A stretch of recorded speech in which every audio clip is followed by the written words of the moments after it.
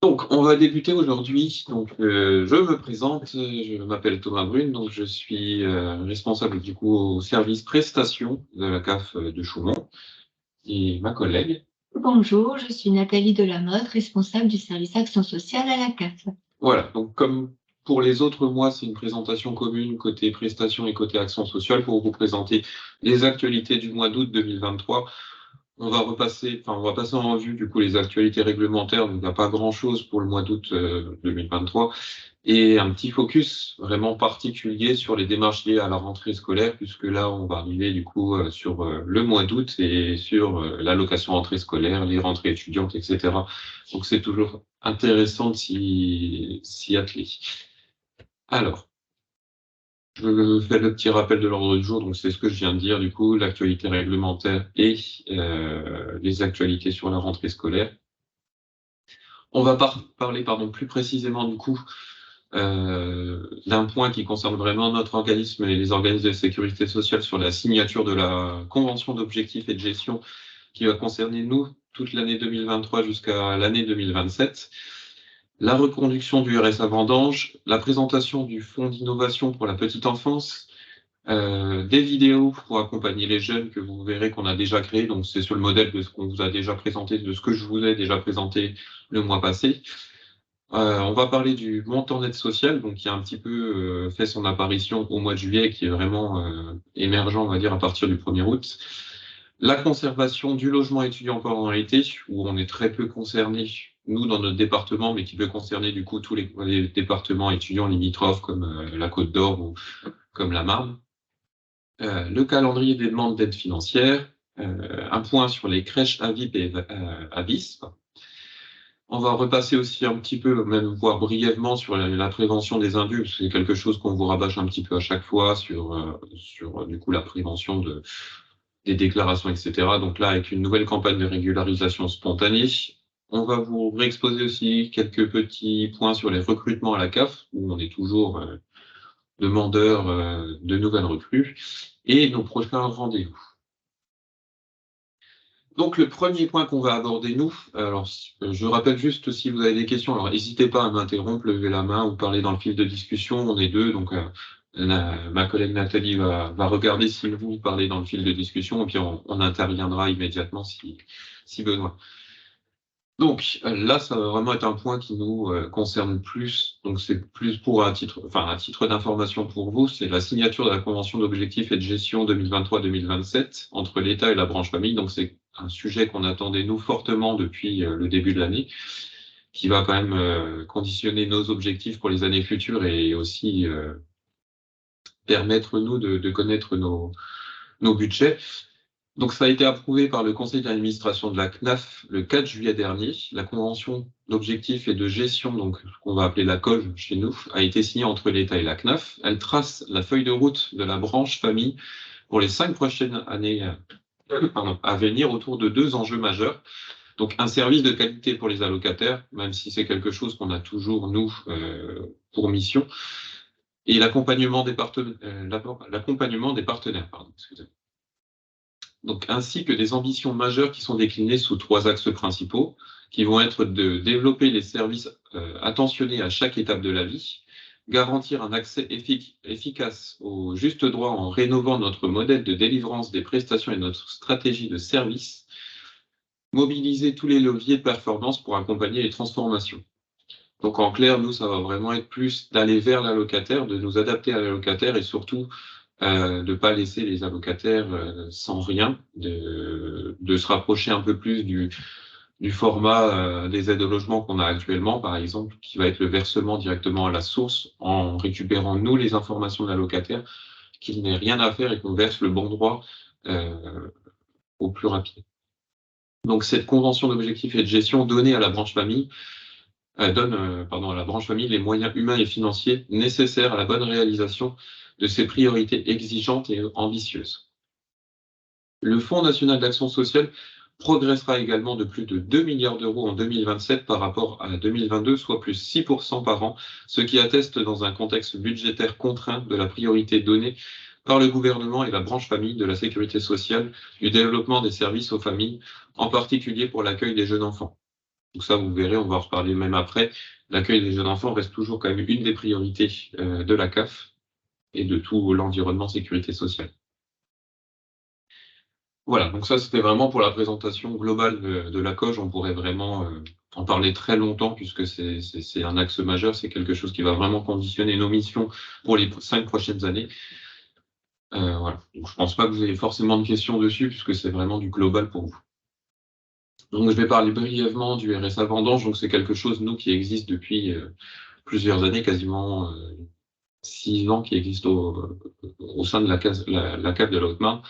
Donc, cette année encore, les bénéficiaires du RSA en Haute-Marne vont pouvoir cumuler salaire saisonnier pour les vendanges et allocations. Donc, on vise principalement et quasiment uniquement les personnes qui sont bénéficiaires de RSA. Donc, on va leur permettre de pouvoir avoir un emploi saisonnier qui va être entre 1 semaine et 2 mois, par exemple, dans tout ce qui va être activité viticole, palissage, etc. Et pouvoir ne pas prendre en compte ces revenus-là dans le RSA, donc cumuler à la fois le salaire et le RSA. Donc cette mesure, inscrite dans le cadre du plan de lutte contre la pauvreté, s'étend au territoire viticole du Grand Est grâce à un partenariat entre le conseil départemental. Attendez, je vais juste retirer ça. C'est un peu parasite. Voilà. Entre le conseil départemental, la CAF, Pôle emploi et la MSA et les missions locales. Donc ce partenariat, il est là pour encourager les allocataires à participer à une activité tout en bénéficiant d'une neutralisation de leurs revenus liés aux vendanges dans le calcul de leur RSA. C'est un moyen de favoriser le retour à une activité professionnelle et répondre aux besoins de main-d'œuvre des vignerons. C'est aussi dans le but, dans un enjeu économique, on va dire avec la crise économique actuelle, de pouvoir permettre aux allocataires d'avoir leurs prestations et en plus de bénéficier du coup d'un meilleur pouvoir d'achat.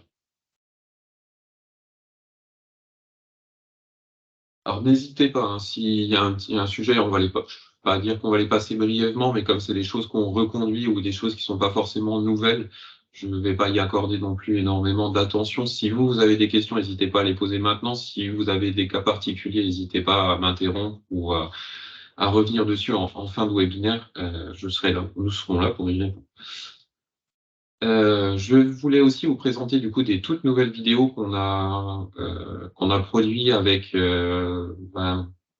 des gestionnaires conseils allocataires donc ou confirmés et aussi nous des CDD qu'on a issus du lycée Beauchardon qu'on prend en CDD dans le cadre de leur formation. Donc là, ça va être vraiment des vidéos toujours dans le but d'accompagner les jeunes, parce que c'est un public souvent qui a besoin d'être informé, qui a peu de connaissances, où les démarches, dans les 3 quarts du temps, sont réalisées par les parents.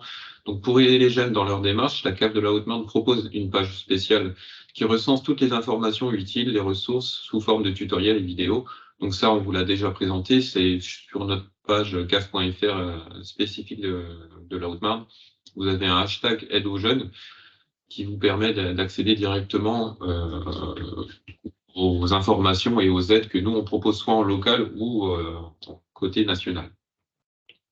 Dans ces petites vidéos, vous retrouverez par exemple comment faire une demande d'aide au logement, qu'est-ce qu'une colocation, comment bénéficier des aides au logement de la CAF quand je suis en colocation, à quelle date est versée les prestations, donc spécifiquement là l'aide au logement, ou comment indiquer sa situation familiale, si je suis en couple, si je suis juste ami avec la personne avec qui je suis, si c'est une colocation ou autre. Donc c'est vraiment dans le but aussi de lutter contre les erreurs de déclaration des allocataires. Donc à l'occasion de la rentrée, la CAF diffuse ces nouvelles vidéos, donc tout savoir sur la date de versement de l'aide au logement, quelques astuces pour compléter la demande d'aide au logement, comment faire une demande d'aide en cas de colocation et quand indiquer couple dans la demande. Donc ça, c'est pas forcément des choses qui vous apporteront plus d'informations puisque vous êtes déjà sensibilisé à ces choses-là. C'est plus si vous avez des jeunes qui sont quand même dans le numérique.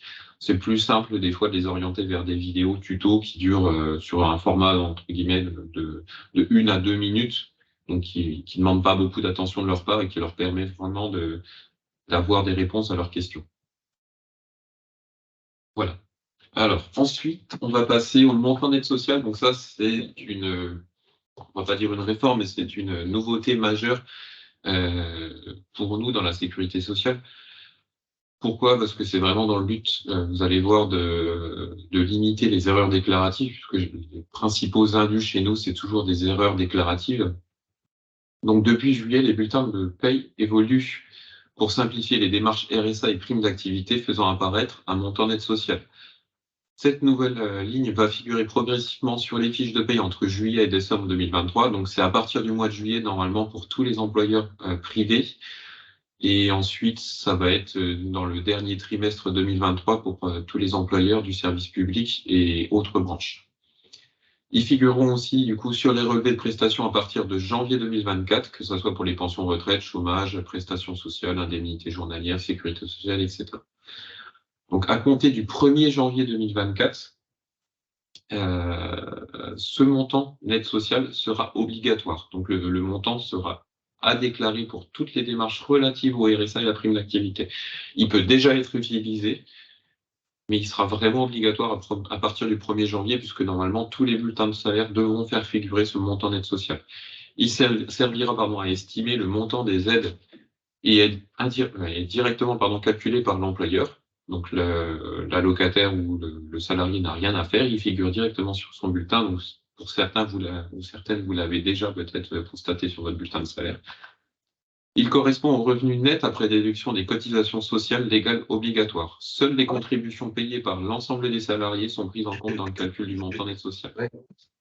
Donc d'ici janvier 2024, les usagers peuvent reporter le montant net social sur leur déclaration trimestrielle de RSA ou de prime d'activité dans la case salaire, ou continuer à déclarer comme habituellement leurs ressources s'ils le désirent. Donc ce qui veut dire que même s'ils l'ont actuellement à partir du mois de juillet, il n'est pas obligatoire, ils peuvent continuer à indiquer leur net à payer avant impôt sur leur déclaration trimestrielle, mais pour plus de simplicité, ils peuvent commencer à utiliser le montant net social. Alors vous verrez qu'il y a des montants qui sont sensiblement différents. Pourquoi? Parce que déjà, soit il est déjà mieux calculé parce que on va retirer tout ce qui va être frais de déplacement, etc. Donc toutes les choses qu'on demande à l'allocataire de retirer dans ses déclarations. Et aussi parce que indirectement, on va rajouter des choses qu'on ne comptait pas jusqu'à maintenant, tout ce qui va être contribution salariale, par exemple, pour les tickets restaurants ou autres. Alors que jusqu'à maintenant, on retirait la totalité de ces choses-là. Maintenant, on va les prendre en compte en part salariale. Tout ce qui va être par contre part employeur, ça va être retiré. De toute façon, ça sera vraiment une obligation à partir du 1er janvier, donc entre guillemets, on n'a pas notre mot à dire dessus. Le RSA et la prime d'activité sont les seules prestations qui seront concernées par l'utilisation du montant net social. Pour toutes les autres aides de la CAF, que ce soit la hache, la page, ou l'aide au logement ou autre, il n'y a pas de changement, ça sera toujours les mêmes montants qui sont pris en compte. Donc ces avantages sur l'utilisation du montant net social sont multiples. Donc la première, ce sera de faciliter les démarches des demandeurs et des bénéficiaires RSA de prime d'activité. Donc ils auront vraiment plus à se poser la question de qu'est-ce que je déduis, qu'est-ce que je rajoute, etc. Ça sera juste la ligne montant net social, point. Ça permettra de limiter les erreurs de déclaration, de réduire le taux de non-recours aux droits et de préparer la mise en place de la solidarité à la source. Ce qui veut dire aussi que certains allocataires ou certaines personnes qui ne sont pas encore allocataires vont voir son montant net social en se disant peut-être que je pourrais essayer de faire une simulation RSA aux primes d'activité et qu'avec ce montant net social, j'aurai plus de facilité à savoir qu'est-ce que je dois déclarer. Donc, comme on vous enverra le support, vous verrez, on vous remet un petit exemple de où figure le montant net social par rapport à certains bulletins de salaire. Alors, tous les bulletins de salaire sont différents, donc ça ne sera pas la même chose. Et voilà. Et c'est pareil sur CAF.fr, il y a déjà un petit encart qui présente le montant net social aussi aux allocataires et aux partenaires pour savoir en quoi il consiste et comment l'utiliser. Donc c'est simple, c'est juste à reporter sur les déclarations trimestrielles, comme le salaire net à payer. Pas de questions, je pense. On va continuer sur la conservation du logement étudiant pendant l'été. Donc c'est quand même bien d'en parler, même si on a peu de personnes concernées en hautement, on en aura forcément au niveau national, on en a énormément, surtout pour les personnes qui sont dans des milieux un peu crous ou autres. Pour continuer à bénéficier du versement des prestations, les étudiants conservant leur logement durant l'été doivent confirmer cette conservation auprès de la CAF. Donc la démarche s'effectue en ligne sur CAF.fr depuis l'espace allocataire. Sachez en l'absence de mise à jour, du coup, la CAF considère que l'étudiant a rendu son logement étudiant et ne verse plus d'aide au logement. La démarche est donc à effectuer dès sa mise à disposition, pardon, et avant début juillet. Donc là, pas dire qu'on est un peu en retard, mais comme on en a déjà parlé le mois dernier, c'est juste un petit retour dessus. Donc c'est simple, hein, l'allocataire se connecte sur son compte CAF, il a une alerte en rouge, il a juste à dire s'il conserve son logement, par exemple, pour le mois de juillet, s'il conserve pour le mois de juillet et le mois d'août, ou s'il ne conserve pas du tout et qu'il change, par exemple, la rentrée scolaire. Même si ça n'a pas encore été fait en temps et en heure, il peut toujours le faire maintenant, contacter la CAF et nous, on rétablira les droits. En fonction des CAF, hein, ça sera plus ou moins long, forcément. Si c'est la CAF de Nancy, ils vont prendre un peu plus de temps que si c'est la CAF de Chaumont, où on sera plus en capacité de le faire dans l'instant présent. Donc, je laisse la parole à Nathalie. Eh bien, je vais poursuivre sur la petite enfance. Tout à l'heure, Thomas l'a présenté. Il s'agit encore une fois au niveau de cette nouvelle coche 2023, pardon, 2027, d'une des priorités de la branche famille, mais également avec la mise en place du Fonds d'innovation pour la petite enfance, une priorité de l'État puisque ce fonds est coporté entre l'État et la branche famille. Il a été créé récemment par une instruction ministérielle récente et il va porter sur la période 2023-2025 avec pour objectif de contribuer au déploiement du service public de la petite enfance. Donc, vous avez dû en entendre parler, c'est un des grands axes aussi de notre COGE et de l'État sur les années à venir. Donc, ce fonds, qui sera un fonds d'aide, un soutien financier pour les porteurs de projets, vise à permettre d'inscrire des nouveaux projets dans les objectifs qui sont les suivants: renforcer la qualité de l'accueil des enfants et la qualité de vie au travail des professionnels de la petite enfance, diversifier et développer les solutions d'accueil, informer et accompagner les familles et renouveler les formes de soutien à l'accueil individuel. Donc là, on peut avoir par exemple des projets qui visent à des temps de formation de professionnels petite enfance, autant en collectif qu'en individuel. On le voit là aussi, une des priorités, c'est de soutenir vraiment cette répartition entre l'accueil collectif et individuel. Donc les projets devront être déposés soit par une collectivité locale, par exemple un CCAS, un EPCI, ou un acteur du territoire qui est déjà éligible au financement de la branche famille, par exemple des associations, qui ont déjà à l'heure actuelle des prestations de services qui leur sont versées. Ces demandes de financement qui peuvent être au titre du fonctionnement ou aussi de l'investissement, s'il s'agit de travaux qui vont permettre de renforcer la qualité de l'accueil ou d'agrandir des structures en vue de nouvelles solutions d'accueil. Alors par contre, il faut que les demandes soient égales ou supérieures à 30 000 euros.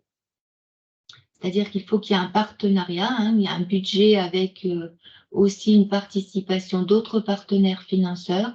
Et la demande qui sera faite à la CAF et à l'État doit au minimum être de 30 000 euros. Donc, pour faire remonter les projets, l'appel à projet est disponible sur le caf.fr, partenaire CAF de la Haute-Marne, partenaires locaux. Vous le trouverez sur l'adresse qui figure à l'écran et qui vous sera transmise. Et le délai est très court, effectivement, il est jusqu'au 31 août.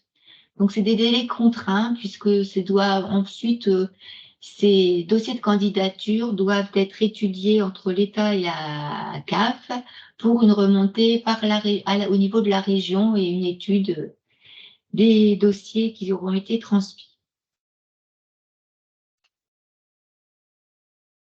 Voilà, je vais poursuivre sur un autre dispositif qui concerne la petite enfance. Vous en avez déjà entendu parler. Il s'agit des crèches à vocation d'insertion professionnelle, AVIP, et les crèches à vocation d'insertion sociale, AVIS. Donc, on est toujours dans la même logique aussi de trouver vraiment des modes d'accueil pour les personnes, les familles, afin de lutter contre les inégalités sociales. Donc, d'une part, en prenant en charge les enfants des familles les plus démunies et aussi les familles qui rencontrent des difficultés pour l'insertion, l'accès à l'emploi Par exemple, quand une famille a une proposition de formation ou d'emploi, eh bien, elle n'a peut-être pas une place de crèche de façon rapide, à l'obtention d'une place de crèche facilement. Donc là, le but, c'est que des structures puissent mettre à disposition rapidement des places en crèche ponctuelles et pérennes pour les enfants, mais également qu'il y ait un accompagnement personnalisé auprès des personnes par les partenaires compétents, hein, Pôle emploi, les missions locales, dans le domaine, afin de favoriser leur insertion professionnelle. Sur le volet crèche à vocation d'insertion sociale, on est dans le même schéma, mais là, il s'agit un petit peu moins de l'emploi, mais plus de l'insertion dans la vie sociale. Donc, ça peut être aussi des familles qui ont besoin de se sociabiliser, de retrouver leur place dans la société. Donc, ce sont un petit peu les deux grandes différences, mais en même temps, la finalité des crèches sera de trouver aussi rapidement un temps d'accueil ou une place pour ces familles-là. Donc, pour ce faire, il existe ce dispositif national, AVIP et AVIS, mais la Caisse d'allocation familiale de la Haute-Marne a souhaité développer sur son territoire un label départemental pour favoriser l'accueil des personnes en insertion sociale ou professionnelle. Donc, il y aura 2 labels qui seront un petit peu assouplis par rapport à celui qui est instauré au niveau national, hein, qui définit des critères qui sont peut-être un petit peu plus restreints, et nous, on souhaite au niveau local, en fonction de notre territoire et des personnes qui sont les plus éloignées, soit de l'emploi, soit de la société, favoriser vraiment leur insertion. Donc, on y travaille. L'appel à projet va bientôt être lancé, puisqu'il est prévu qu'ils seront lancés les 2 fin août. Ils seront sur le caf.fr. Donc, on voulait vous prévenir, être attentif, on en reparlera. De toute façon, il y aura une communication sur le caf.fr, il y aura d'autres communications. Donc, on y travaille vraiment pour que les appels à projets puissent être lancés à la fin du mois. Je ne vois pas de questions dans le fil de la conversation pour l'instant, mais bon, de toute façon, vous pouvez nous contacter au niveau du service d'action sociale si vous avez besoin de plus de renseignements. Je poursuis sur le calendrier, toujours en action sociale, des demandes d'aide financière. Au-delà de ces 2 dispositifs qu'on vient d'évoquer, les partenaires peuvent déposer des subventions, des prêts ou des prêts, demander des subventions de fonctionnement, d'investissement. Simplement vous rappeler que d'ici la fin de l'année, nous aurons encore 2 instances. Ce sont les commissions d'action sociale qui étudient ces documents. Et donc, les délais pour la commission d'action sociale du 12 octobre sont un dépôt des dossiers sur la boîte mail service action sociale au plus tard le 12 septembre. Et pour la dernière commission de l'action sociale de l'année, le délai des dépôts est au 30 octobre. Les formulaires sont disponibles aussi sur caf.fr, sinon vous pouvez nous contacter pour que vous les adresses. Alors, peut-être que quelqu'un est en train d'écrire, je ne sais pas, je peux coucher. Donc on verra, oui, si c'est une question, du coup, je redonnerai la parole à Nathalie pour y répondre si ça concerne l'action sociale, si c'est côté prestations. Je la prendrai en charge. Donc je vais du coup reprendre la suite, puisqu'on va reparler un petit peu de choses qu'on a déjà parlé et on en reparlera assez souvent.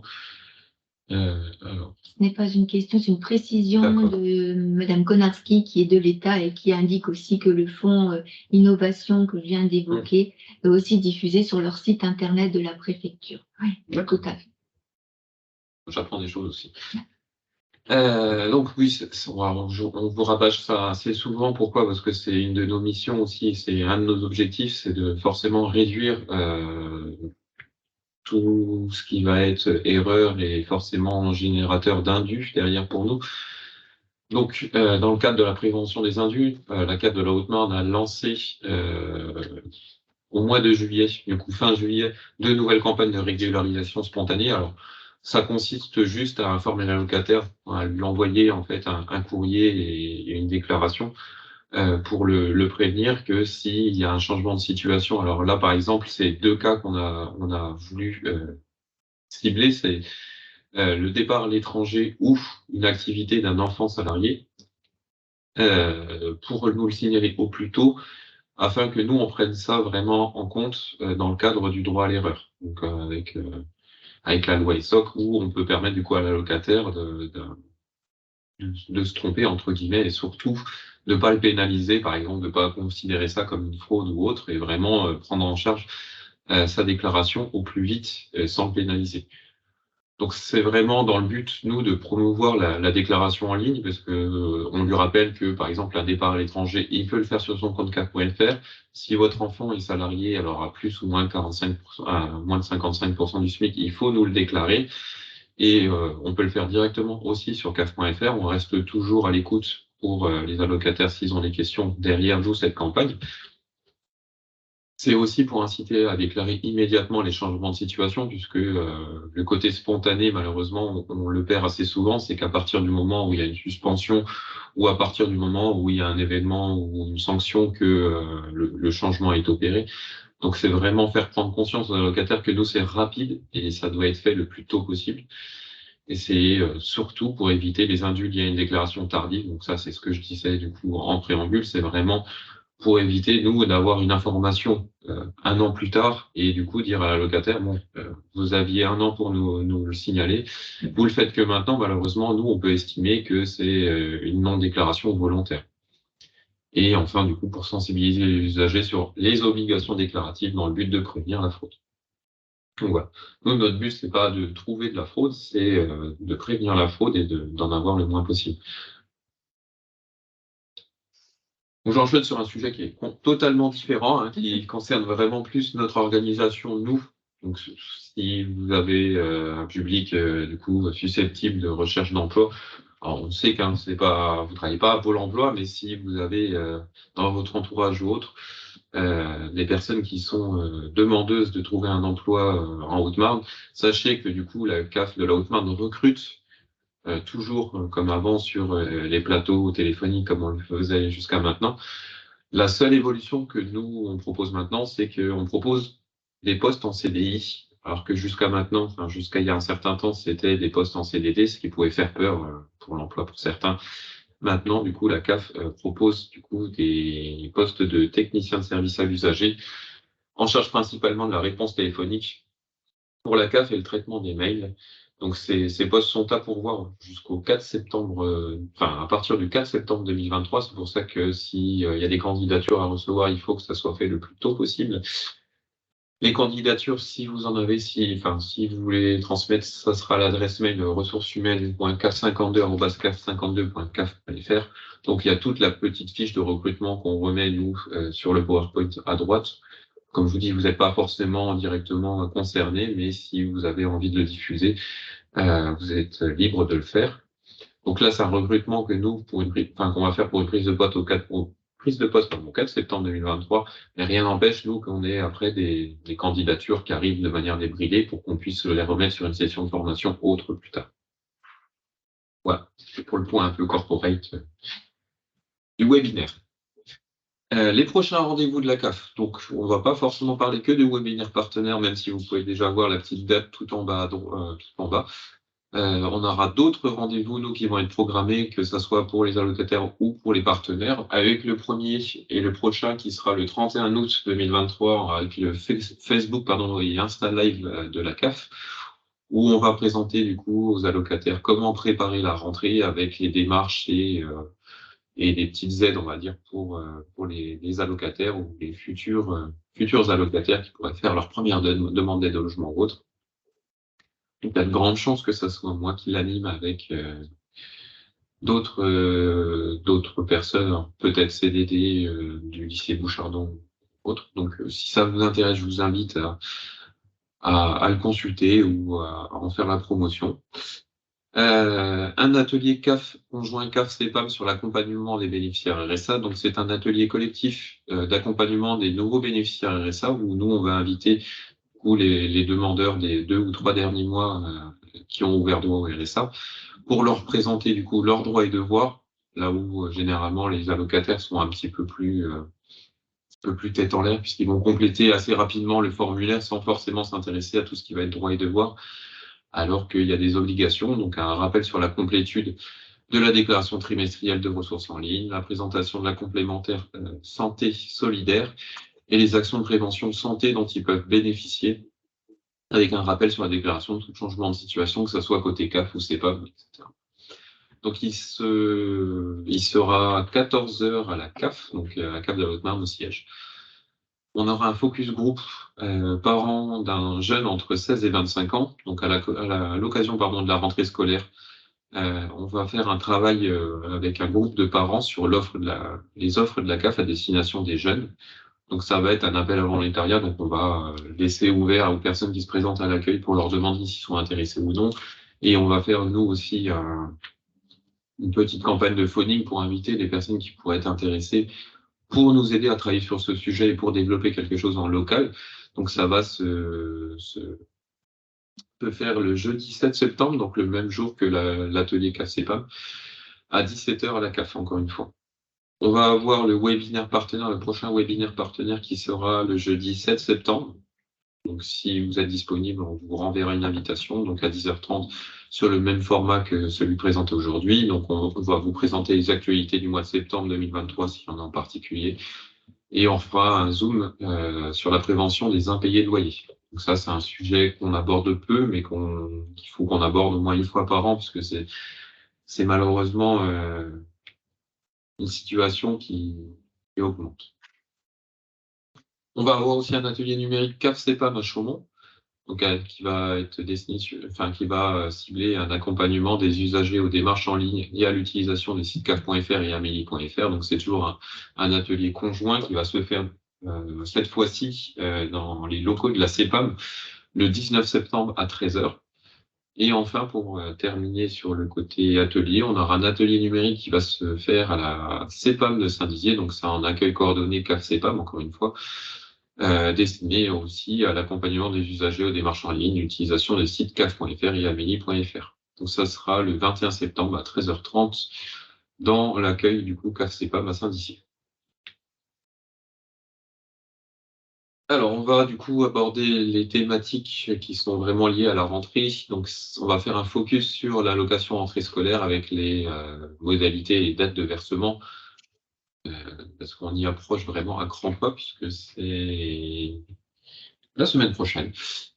On va parler du coup de l'allocation rentrée scolaire sur la procédure côté 16-18 ans, le déménagement, l'aide au logement en ligne, campagne loyer 2023, les passeports loisirs 2023.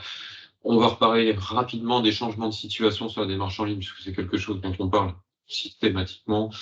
Et enfin, on va terminer sur monenfant.fr pour les dernières actualités et surtout pour les petits tips, si je peux dire, sur la rentrée. Donc, l'allocation rentrée scolaire, alors je vous en ai déjà un petit peu parlé le mois dernier aussi, donc on va juste vous parler du montant final et des modalités de versement. Donc, l'allocation de rentrée scolaire sera versée aux familles ayant des enfants scolarisés de 6 à 18 ans courant août. Pour être plus précis, elle va être versée le 16 août 2023. Donc, pour exemple, en 2022, ça a représenté 7000 familles du département qui ont bénéficié de l'ARS. Les montants de la rentrée de l'ARS de cette année sont affichés du coup en bas à gauche. Pour les 6-10 ans, c'est 398 €, les 11-14 ans, 420 et les 15-18 ans, 434 €. Donc, pour les enfants, normalement, de 6 à 16 ans, le versement sera automatique. Donc, aucune démarche n'est à faire. Donc, il n'y a vraiment que des cas particuliers avec des enfants déscolarisés ou autres, où on a des situations à préciser ou à formaliser. Nous, derrière, il n'y aura que pour ces personnes-là, mais c'est très peu d'enfants. D'ailleurs, on a aussi fait, nous, le rapprochement directement avec l'aide sociale à l'enfance pour récupérer tous les placements enfants pour le paiement à la CDC, pour que le paiement du coup soit sécurisé, pour que nous, on ait une liste qui soit bien à jour. Donc, pour les jeunes de 16 à 18 ans, les parents doivent attester qu'ils sont scolarisés. La démarche s'effectue directement sur caf.fr ou via l'application mobile exclusivement. Les locataires doivent en aucun cas nous transmettre un justificatif de scolarité, parce que jusqu'à, on va dire, l'année dernière, voire même l'année précédente, on invitait systématiquement le locataire à nous donner un certificat de scolarité. Maintenant, ce n'est plus une obligation. Et l'obligation, c'est juste de nous le déclarer directement sur CAF.fr. La téléprocédure est déjà ouverte depuis plus d'un mois. Elle permet aux parents de confirmer la situation de l'enfant en nous indiquant du coup si par exemple il est toujours lycéen et l'organisme dans lequel il se situe, il sera scolarisé à la rentrée. La démarche doit être réalisée du coup depuis le mois de juillet ou elle peut être réalisée courant août. Ça ne dérange pas sur le versement de l'allocation rentrée scolaire. C'est juste que du coup son paiement sera décalé par rapport au montant, à la date de déclaration. Donc toutes les familles doivent déclarer toutes les familles doivent déclarer cette situation. Donc ils ont reçu un mail de relance au 15 juillet. Donc pour les familles non allocataires, donc pour les personnes qui ont par exemple un seul enfant à charge et qui n'auraient pas encore de prestation de la CAF, un formulaire est disponible sur notre site CAF.fr pour en faire la demande. On a fait une petite vidéo côté CAF, alors je vais essayer de vous la passer, je suis désolé si elle passe pas. Donc c'est une vidéo qui a été faite du coup par une personne qu'on avait en stage BTS SP3S, qui on a pris du coup nous en CDD, qui nous a fait une petite vidéo sur CAF.fr. Hop. Donc ça, vous pouvez la retrouver sur notre site CAF.fr. Donc là, vous êtes juste du coup sur la page de la CAF de la Haute-Marne. On a fait vraiment une actualité spécifique où on vous rappelle ce qu'on est en train de vous dire avec le montant, etc.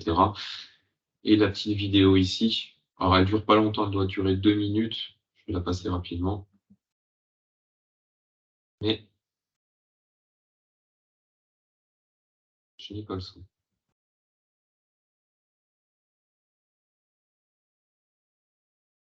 Je n'ai pas le son parce que je n'ai pas inclus le son de la vidéo quand j'ai fait le partage, donc ça ne sert à rien que je vous la présente, c'est de ma faute, je suis désolé. Donc il y a une petite vidéo, alors c'est pas forcément pour vous, encore une fois, si vous êtes curieux ou curieuse, vous pouvez aller la visionner, il n'y a pas de souci. Elles sont aussi disponibles sur la page Facebook, la page Facebook, mais surtout la page YouTube de la CAF de la Haute-Marne. Voilà, c'est juste pour présenter plus rapidement et plus concrètement, on va dire, aux parents ou même aux jeunes, euh, tout, on va dire, sur la rentrée scolaire. Hop. Je vais revenir sur mon support.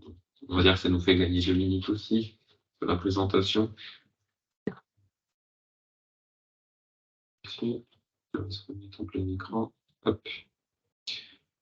Donc voilà, ça c'est les formats de vidéo qu'on va réitérer nous pour toutes les campagnes spontanées. Donc à chaque fois que quelque chose s'y permet, donc là par exemple la rentrée scolaire, c'était l'occasion de le faire, on va refaire des petites vidéos comme ça pour vraiment être dynamique au sein de notre département. Donc on les republie nous sur tous nos réseaux sociaux, que ce soit Facebook, Twitter, Instagram, on les repositionne à chaque fois dessus. Et aussi sur nos pages locales, CAF.fr. Donc je vais enchaîner sur le déménagement. Alors ça, c'est l'aide au logement, la demande d'aide au logement en ligne. Alors, je ne vais pas y passer 2 heures parce qu'on on vous en reparle systématiquement aussi. C'est comment faire une demande d'aide au logement. Donc si c'est pour un allocataire qui est déjà un compte, c'est pas compliqué. Il a juste à aller sur son compte et faire une demande, une simulation depuis une demande. Si c'est pour un nouvel allocataire, alors là, je pense plus spécifiquement par exemple aux jeunes. Ils vont avoir un nouveau logement à partir de la rentrée scolaire. Donc c'est simple, les parents, ce qui est conseillé, c'est que les parents prennent contact avec nous aussi s'ils ont plusieurs enfants pour connaître aussi le montant d'allocation familiale qu'ils vont perdre s'ils déclarent le départ de leur enfant. Et c'est aussi en parallèle du coup de faire une simulation. Alors on peut faire une simulation sans engagement, donc avec tous les montants de loyer qu'ils peuvent trouver.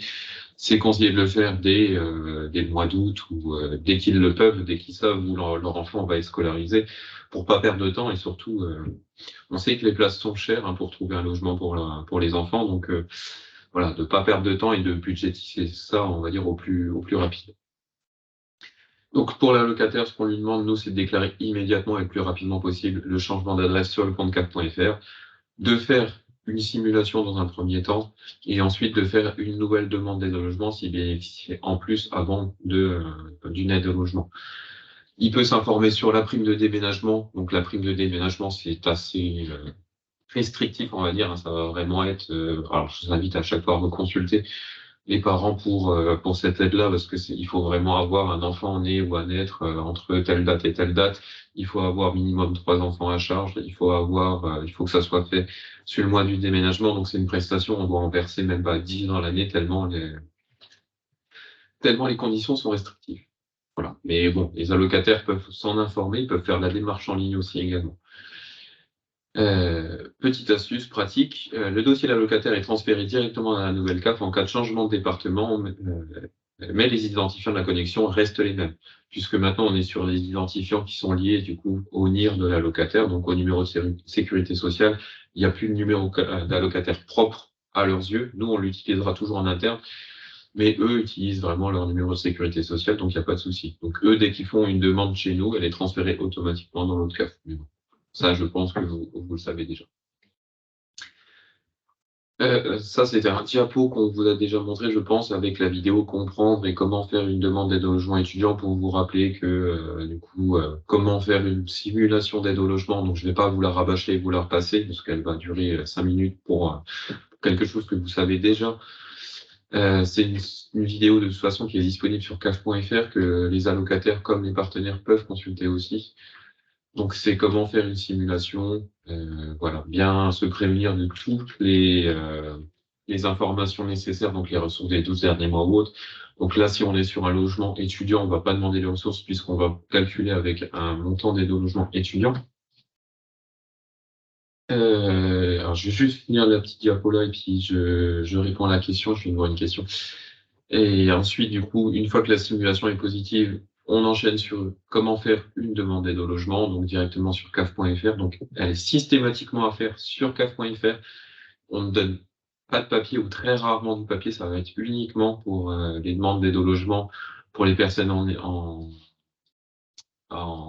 EHPAD ou en maison, enfin vraiment en maison de retraite ou en foyer, qui font des demandes très spécifiques où on a des demandes spécifiques, mais pour toutes les demandes d'aide au logement classiques, tout est à faire sur caf.fr. Voilà. Donc ça demande juste de, s'il n'y a pas encore de compte caf.fr, de créer un compte caf.fr, de l'activer et de faire la demande derrière. Voilà. Donc pour des déménagements au cours de mois, alors je relis la question en voix haute aussi, on ne sait jamais pour que vous n'ayez pas le fil d'actualité. Donc pour des déménagements en cours de mois, comment cela se passe-t-il pour l'APL, pro rata ou pas? Alors non, nous on verse uniquement l'aide au logement pour des mois complets. Donc si la personne est partie le 15 juillet par exemple, on versera jusqu'au 30 juin. Si par contre elle est partie le 15 juillet mais qu'elle est dans un nouveau logement pour lequel elle fait une demande d'aide au logement, dans ce cas-là on aura une continuité des droits et le mois du départ sera payé du coup au titre de l'ancien logement. Donc si vous avez quitté le 15 juillet pour un nouveau logement, je ne sais pas, par exemple à Dijon, mais vous avez fait une demande d'aide au logement à Dijon, il n'y aura pas d'interruption de droit, pardon. Le mois de juillet sera versé du coup encore en Haute-Marne. Et à partir du 1er août, du coup, ça sera versé pour le nouveau logement à Dijon. Voilà.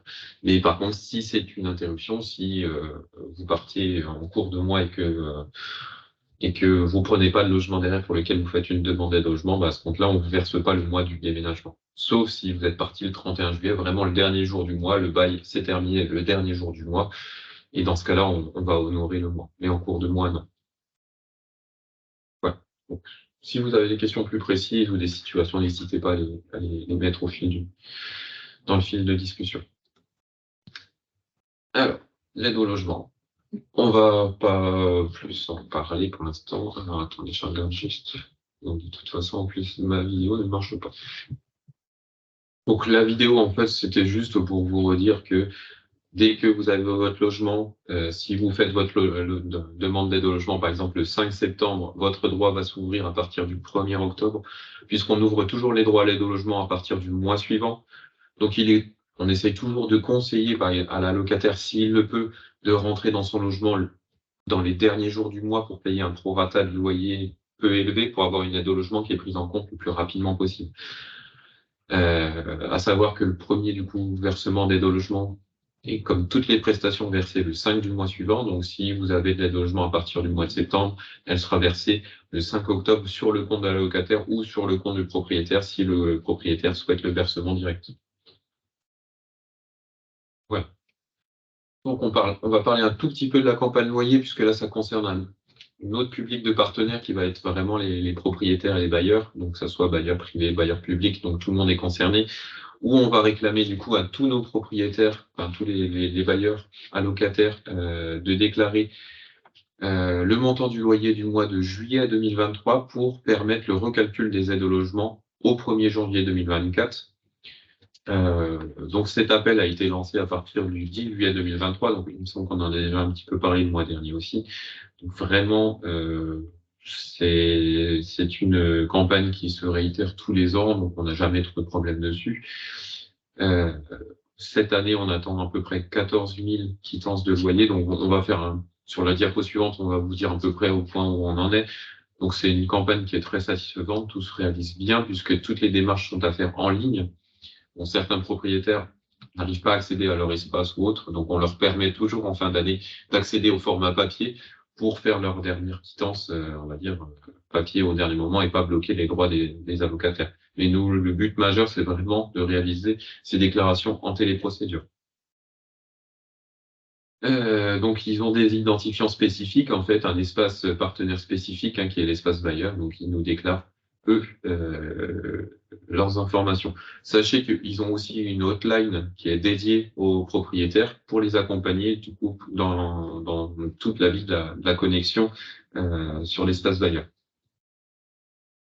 Donc le petit point du coup où on en est actuellement, au 31 juillet, on avait déjà plus de 42% des quittances qui ont été réclamées par la CAF, enfin qui ont été reçues par la CAF. Donc c'est nettement supérieur aux années précédentes, sachant qu'en plus nous, tous nos bailleurs sociaux, il n'y en a encore aucun qui a fait ces déclarations, que ce soit Chaumont Habitat, que ce soit l'OPH de Saint-Dizier ou Amaris. En fait, nos plus gros propriétaires n'ont pas encore réalisé les quittances, donc ce qui veut dire qu'on va avoir un taux de récupération qui est très satisfaisant.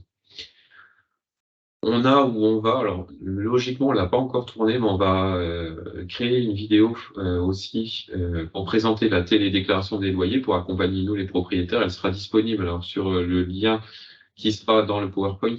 Alors logiquement, si je l'ouvre, pour l'instant il n'existe pas encore, c'est bien ce qui me semblait, il n'y est pas encore. Donc pour les accompagner, alors c'est vraiment à destination aussi d'un public de personnes plus reclus, on va dire, du numérique, parce qu'on a beaucoup de personnes qui commencent à être âgées, qui sont un petit peu délaissées par le numérique souvent, mais qui ont juste cette déclaration à faire et qui sont volontaires pour le faire, mais qui n'y arrivent pas et qui n'ont pas forcément un accompagnement. Donc nous, notre but, c'est de faire une petite vidéo synthétique pour leur montrer les seules étapes à réaliser, comme quoi la déclaration n'est pas insurmontable et surtout qu'elle reste assez facile et rapide. Ensuite, du coup, ça va être terminé pour le côté logement. Je vais laisser la parole à ma collègue pour les passeports loisirs 2023. Voilà. Donc, nous, on part sur les loisirs, sur un dispositif que vous connaissez, je pense, donc qui a été mis en place par la CAF de la Haute-Marne depuis plusieurs années. Il est à noter que ce dispositif, c'est vraiment un dispositif local, je le précise, c'est pas la CNAF qui le décide. Ce sont les administrateurs de la CAF de la Haute-Marne qui ont sur leur dotation d'action sociale, ont la possibilité de faire des choix et donc ont choisi de favoriser l'accès aux loisirs des enfants depuis plusieurs années par le biais de ce passeport loisir. Donc son objectif, ce passeport, c'est de permettre de régler des frais d'inscription, de cotisation ou de licence d'activité culturelle ou sportive en Haute-Marne.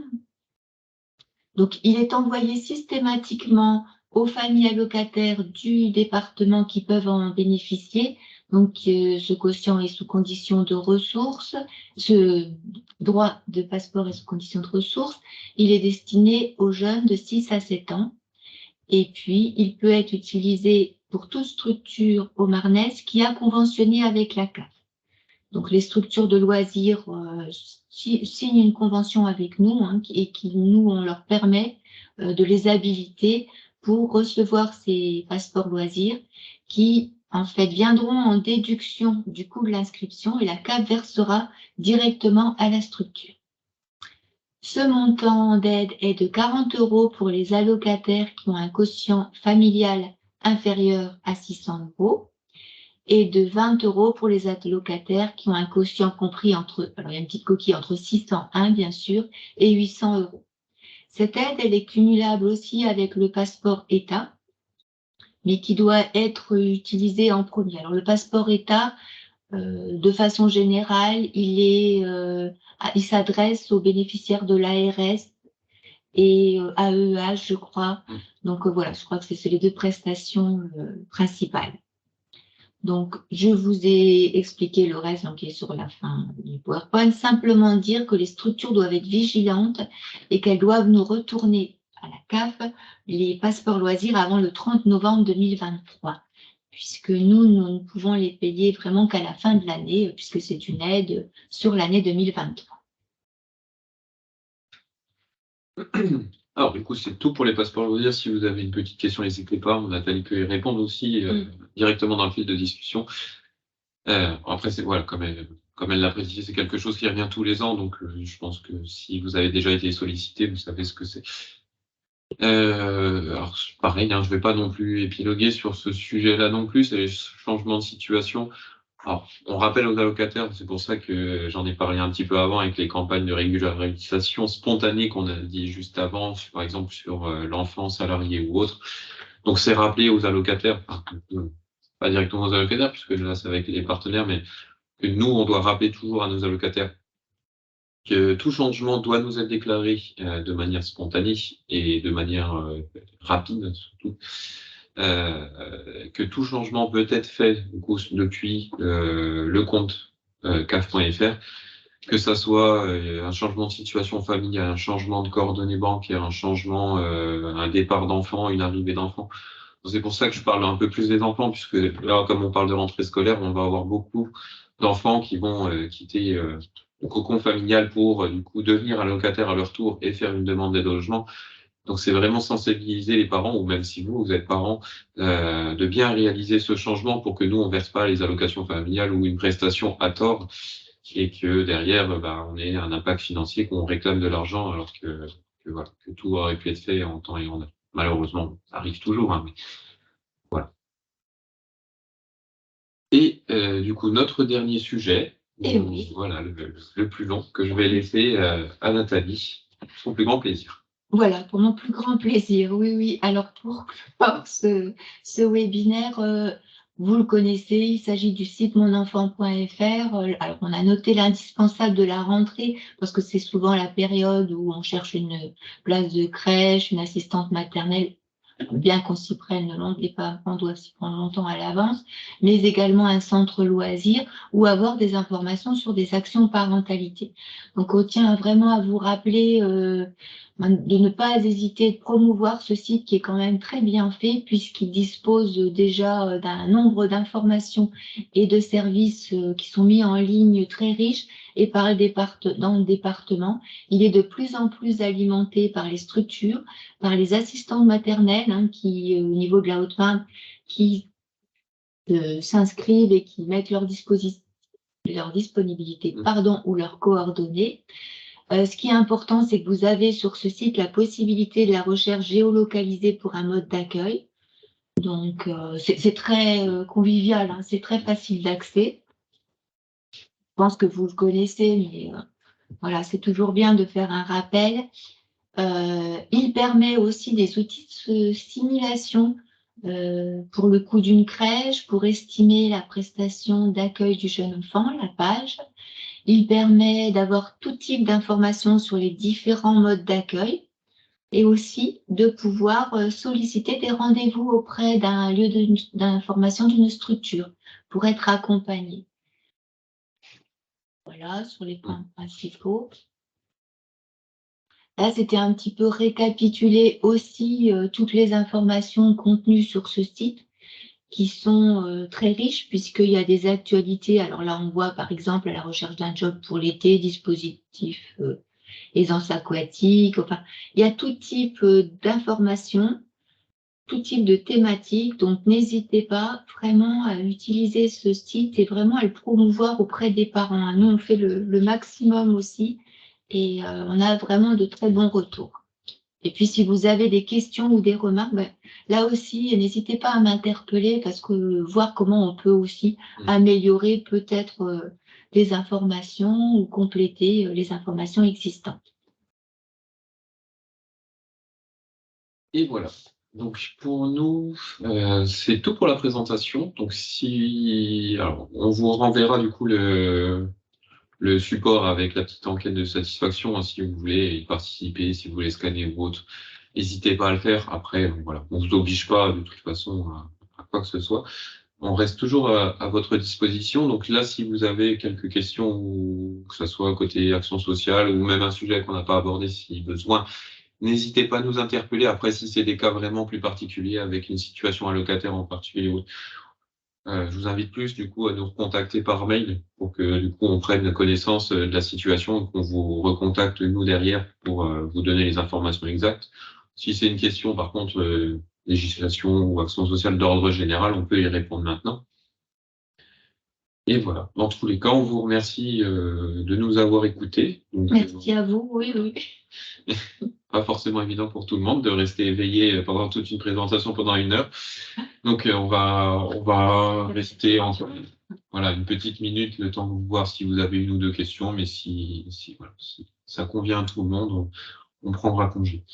Alors, les enregistrements des webinaires. Alors, logiquement, les enregistrements des webinaires, c'est nous, notre assistant de direction, qui vous les retransmet. Alors, qui retransmet, du coup, je pense, qui remet à disposition les supports et les liens. C'est pas nous directement, donc je ne peux pas vous dire. Nous, ça doit être côté direction. Alors, c'est peut-être à l'adresse à laquelle vous vous inscrivez pour les webinaires. Sinon, après, vous en faites la demande et puis on vous enverra, je pense, tous les webinaires. De toute façon, ils sont tous enregistrés, tous ceux qu'on fait. Donc, s'il y en a que vous avez raté, que vous voulez réécouter, il n'y a pas de souci, on peut vous les renvoyer. Oui, sur la boîte du secrétariat de direction, je pense. Je pense aussi. Donc, voilà. Donc, je vois déjà, du coup, des personnes qui s'en vont. Du coup, on va vous souhaiter, du coup, une très bonne journée. Bonne journée, peut-être bonnes vacances à certains, ou bon retour à d'autres. C'est ça, bon courage à ceux qui reviennent et bonnes vacances à ceux qui s'en vont. Et voilà, donc ça sera un plaisir de vous retrouver dans 1 mois pour le prochain webinaire partenaire.